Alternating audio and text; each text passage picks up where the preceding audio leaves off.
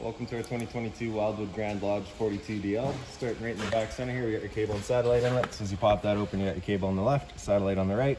Coax cable will just plug into the respective ports, fire up at your TV location. Around the corner, we got your little port here for your power cord. So as you pop that open, you're gonna find the little metal tab down in the corner there. It'll line up with this tab here. You can line those up, press it in, give it a little 8th turn that locks it into place, and then you get the threaded collar there to really lock it down. Following the cord back, you're going to find a standard 50 amp end there. Some campsites will have that, some won't. So we do provide you with this adapter here to go down to a 30 amp, which most campsites will have. We do also provide you with a 15 amp adapter to go down to a standard household outlet. So if you're looking to plug in at home to charge your batteries or run your fridge, you've got the power to do so. Do keep in mind that when using each adapter, you are going down a certain amount of power. So for example, going in the 50 amp cord, you've got the ability to run both air conditioners inside of the unit. Running off of this adapter here, you're going to lose one of the two, so you'll only be able to run one, and then going off of the 15, you would not have air conditioning. Back into the corner here, we've got your stabilizer jacks. So what they're going to do is they're just going to run down, contact the ground, give it another turn or so, and that'll just firm it up, just getting rid of any sort of bounce or sway that you get in the unit while you're out camping. Keep things firm. Down to the front of the slide, straight up from there, we've got your stove vent. So of course, propane stove is putting off fumes whenever you're using it, so you just want to make sure that flap is opened up so that our fan inside can evacuate some fumes. Down from there, you've got your sewer cap here. So basically, you're just going to take this cap there, press it in, give it a little turn, and you can pop it out of there. As you can see, you got the exact same ears here that your sewer hose will have. We'll show you that in a little bit. You'll attach that the same way. You're just going to press it in, give it the turn, clicks into there, and there you have it. You get this valve right there, so you're just going to pull that, and that'll drain itself out. This outlet is going to be specifically for your galley tank, which is your kitchen sink. One ahead from there, and we've got another sewer system here. So as you pop that cap off, same idea, right? On the left, you get a black valve. That black valve is controlling your black tank. Your black tank is filled from your toilets. That's of course going to be your dirtiest water. So we'll be dumping that first. Once that's done, you'll then come to the gray tank here. That gray valve for the gray tank is going to be filled from your showers as well as your sink. So of course, it's going to be a little bit cleaner than the black there. So we'll dump that last to help keep that hose as clean as possible. Up from there, we've just got the exhaust for your furnace. So if you're ever ending your furnace, you just want to make sure it's not blocked off. It does get hot. Up top from there, we've got a fresh water connection. So you're just going to take a water hose, plug it into there, turn on the water, and that'll fill up your fresh water tank. You know that tank is full once it starts spitting water out of that vent there. Down below that, we've got a city water connection. So you're just going to take that same water hose and plug it into here, turn on the water, and that'll pressurize the lines throughout the unit. Right down underneath there, kind of behind the skirt, you do get a couple of valves. Not too sure if you can see them there, but basically those are your low point drains. You'd just be opening those up, allowing the water system to drain itself out. Purpose of that would be if you're leaving the unit for a while, you don't want your water going stale or stagnant, or if you're getting ready to winterize it, you just want to get all that water out before pumping the antifreeze through. The drain for your freshwater tank is this guy here. You're just going to pull that valve, it drains itself out.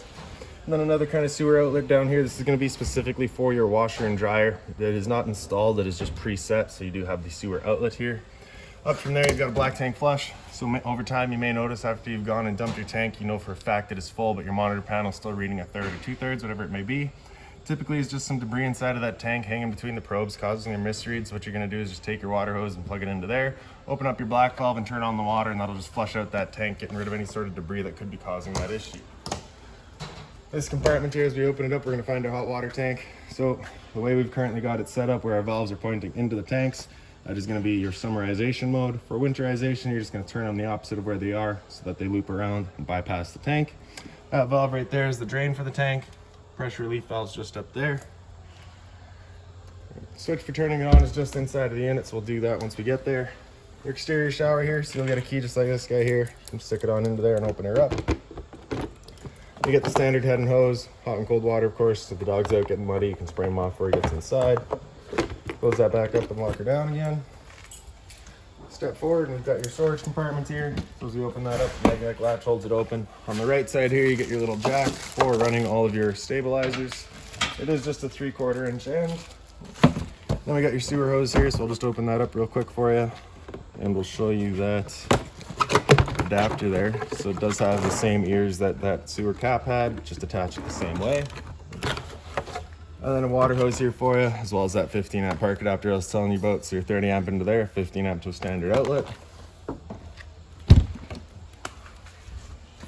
Around front of the unit, a little bit hiding, but kind of up in the back corner here, you do have your battery disconnect. So the way that's pointing up right now, that's it currently turned on. If you flip that right around and pull that keyway out of there, that's it turned off. So for storage, you want that of course turned off. Any other time you want that turned on.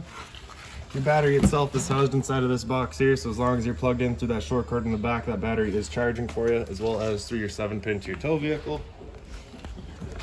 These two knobs there, if we just loosen them off and push them back, we can open up and we get access to our propane valves. This I'll just plug right off. Then we can show you your changeover in the back there. So you can see it's currently green, just letting us know we've got propane in the system right now. So, and the arrow is pointing to this tank, so we're running off of that tank. If it were to go red while you've got that tank open, it's just letting you know you've no longer got any propane going there. So you just want to close that tank off, flip over to the other tank, and run off of this one while you get the other one filled. Manual tongue jack up front, so one way is up, the other way is down. We're on the other side of the unit here, we've got your front bedroom entrance. So show you that from inside basically. We've got your two exterior speakers here. Cable and satellite outlet, as well as a power outlet. So if you're looking to have TV outside, you've got, I promise I'll fix you that. Alright, so basically you got your power outlet outside. Resets just inside of the unit. And then towards the back of the unit, it's pretty well just blank.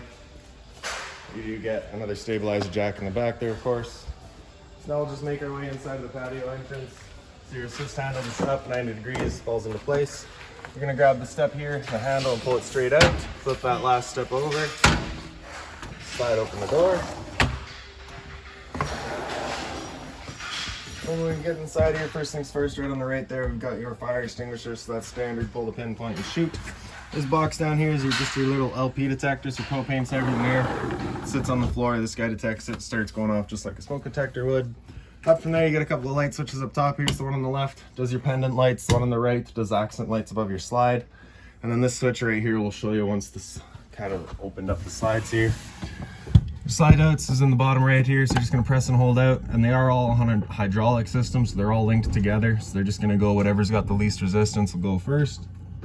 Typically is bedroom, the kitchen, and then the living room.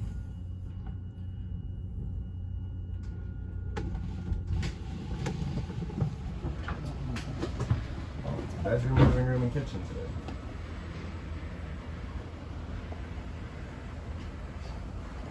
So once those slides are extended all the way, you're just going to hear the whine on the motor. The lights might dim down as well.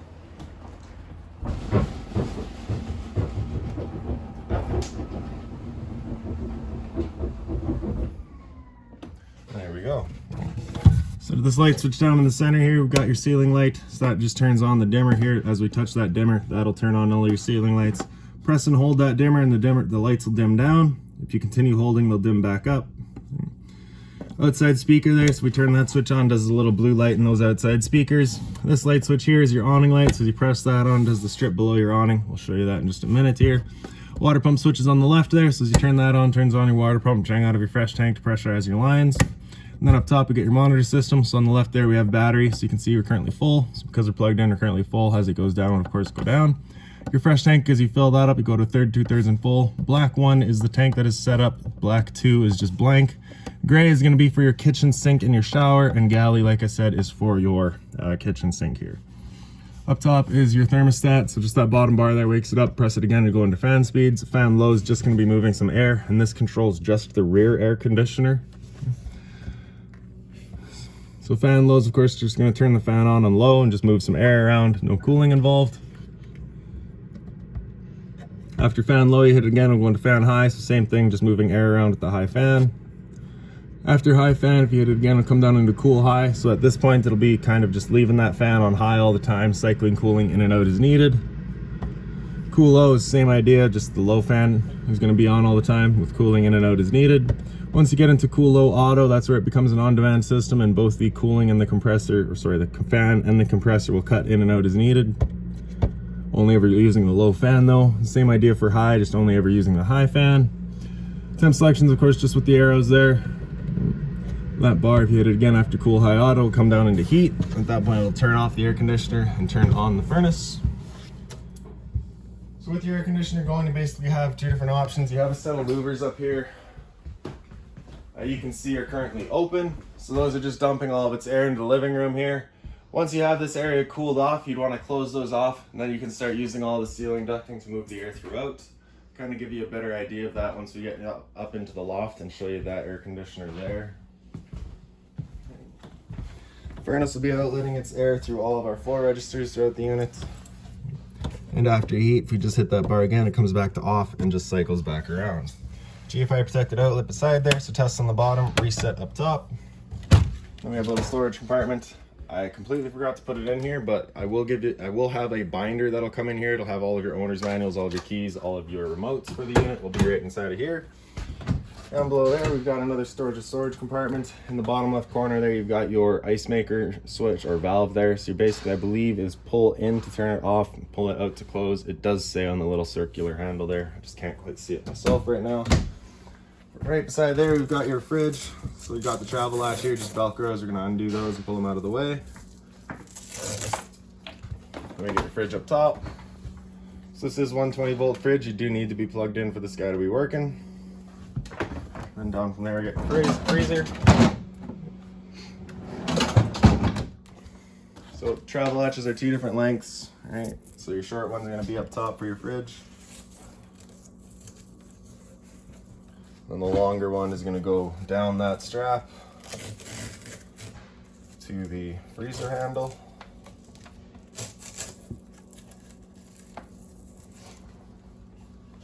And into the kitchen, you get the little bit of storage up top here. So that plug-in is of course just for the microwave.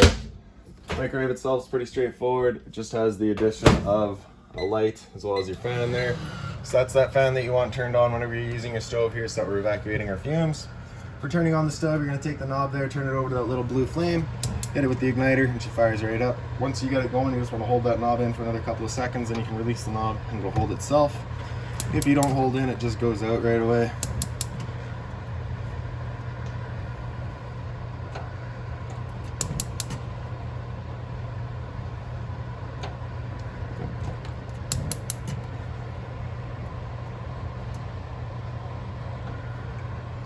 And of course, just your temp selection going downwards.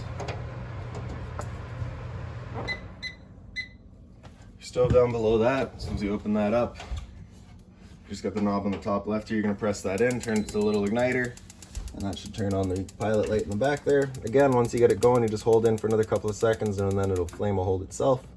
Turn up to your desired temperature, and she fires right up.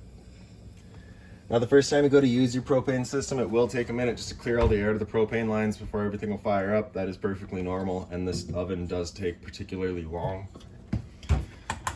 Little light up there so you can see what you're doing, as well as a bit of storage up top. The drawer space down below it. And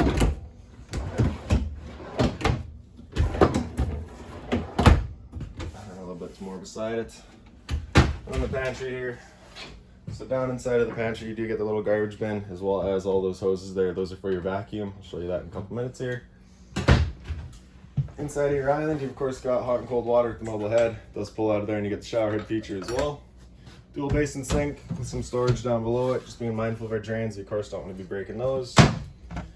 The sink cover does just fold. And it is also stainless, so if you got to put something hot on there, you can. Power outlet on the side of it, and on this side of it here, there's a light switch. Turns on a little accent light along the bottom. Into your entertainment area, you get the storage up top there, and of course the TV. Right behind it, you've got your cable and satellite outlet, as well as your antenna outlet. Power outlet on the side there as well. TV is straightforward, just like home.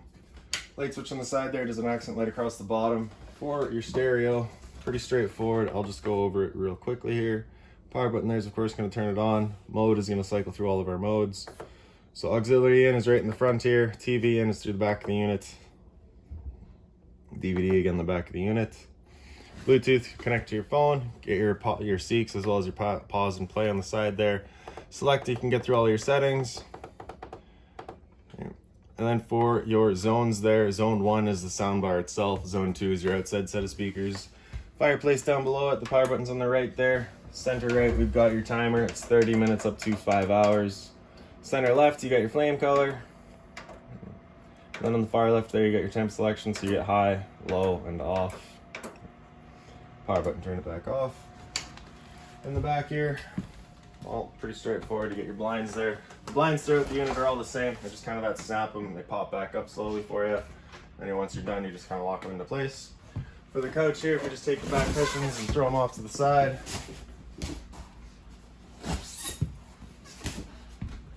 take kind of the base here and pick it up. You got a couple of legs down here, you're gonna fold those out, pick it up and out, and fold that back half over. And there's your bed. Once you're done, the back half just comes back up, picking up the foot and folding the legs in. Falls in half and falls into place. And then the back cushions just Velcro back into place.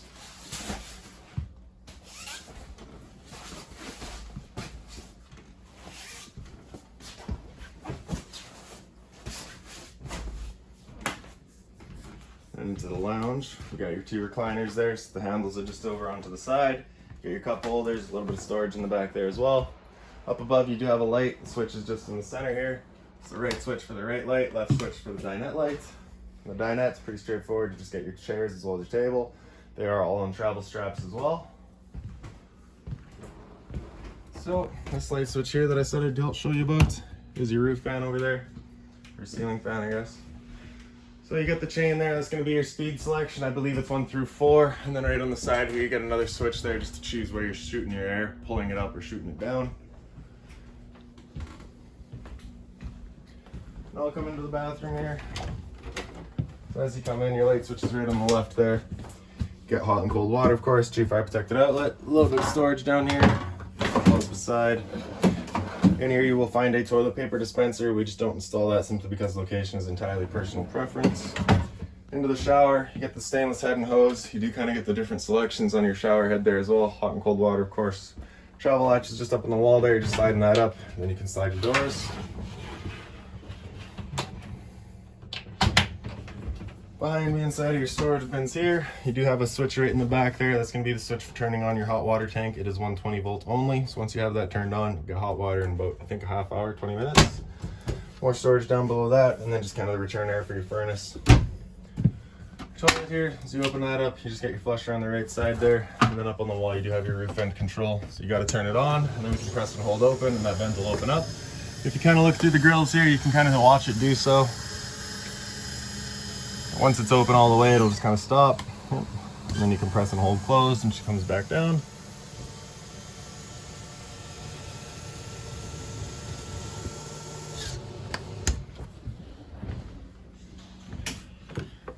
And now into the hallway, you've got your awning switch here. So as you press and hold extend, the awning will make its way out.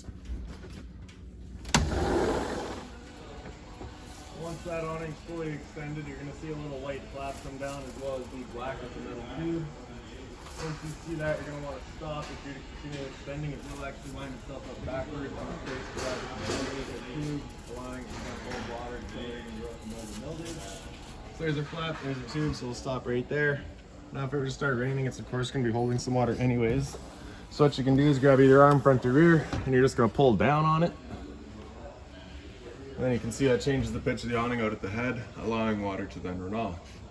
Now if you like that angle better, because it does give you more shade, you can do the same thing with the arm up front. You might want to get a ladder to do so. Before you bring it back in though, you just want to make sure these arms are back out straight and fully extended, just so that we're not running the risk of bending anything. And then we'll press and hold the tract, and that awning will make its way back in. Again, just making sure that our fabric is over top the tube. And then another thing to keep in mind with your awning is once you get up to about 15-20 kilometers an hour wind, it does catch it, so you just want to bring this awning back in. Again, just so you're not running the risk of bending your arms.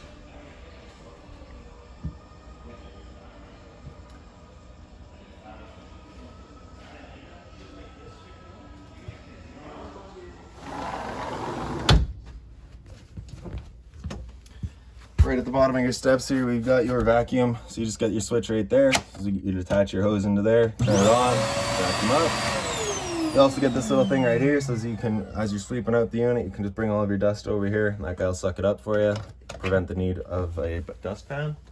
Up into the staircase, you get your light switch on the left there.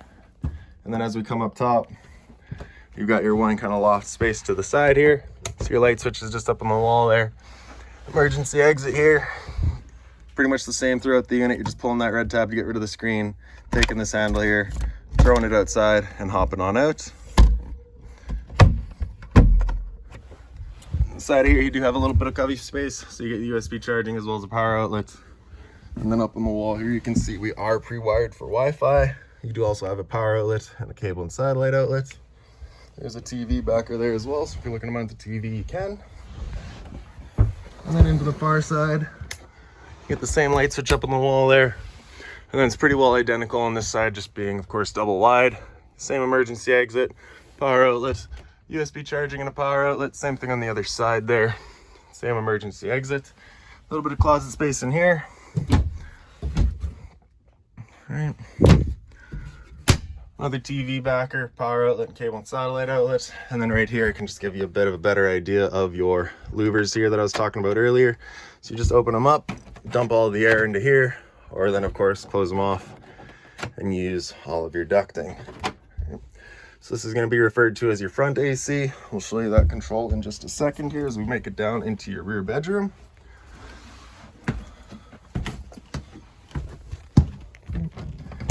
I guess the front bedroom really is what it is. So as we come through here, you're going to find a couple of light switches right by the entrance. Switch on the right there does a little orange light above the entry door. Switch on the left does your interior lights. Then you can see you get the same thermostat up here, so it works the exact same. Hit that bar, you get the fan low, you get your fan high as well. Your cool high, your cool low, and then your cool autos. Okay. So that's going to run your front air conditioner. It has no communication with the rear. Because of that, it has no heat. It just comes back to off. Right. Down from there, you got your cable and satellite outlet up top. Down below that is your antenna outlet. For turning that antenna on, you're just hitting that button there, turns it on. It will actually help clear up your stereo signal as well if you're having issues there. And your storage space through all the drawers. That's my drill. And then this guy right here is your converter. So as you press that top and center, she pops on open. You get all of your breakers across the top. Whenever a breaker breaks, it's going to sit in the middle, so just turn it off and then back on. And then on the right side, we got all of your fuses. Whenever a fuse pops, you're going to get a little red LED right beside it, letting you know exactly which one went. And then underneath your bed here, if you just pick up the foot, you get access to your storage compartment. The little storage across the front there. And then inside of your closet here, you're going to find a pre-plumbed setup for a washer dryer. So if you wanted to do that route, you got the power to do so. Then inside your closet space over here, pretty straightforward. This drawer right here, if we pull that out, you get a little ear on this side here. If you pick that up, you can actually disconnect it. You can slide that off. You get the same sort of ear on this side here. This drawer will pull out and gives you access to your water pump. So if you're looking to winterize the unit yourself, you just bring it right back there. And the same drawer down below it. In the bed, you do get a little reading light on this side. Right in the center, you have another light, and then another reading light on the side there. USB charging and a power outlet on either side. And I do believe that is about it for this unit. If you've got any other questions on it, please feel free to give us a call, 204-237-7272.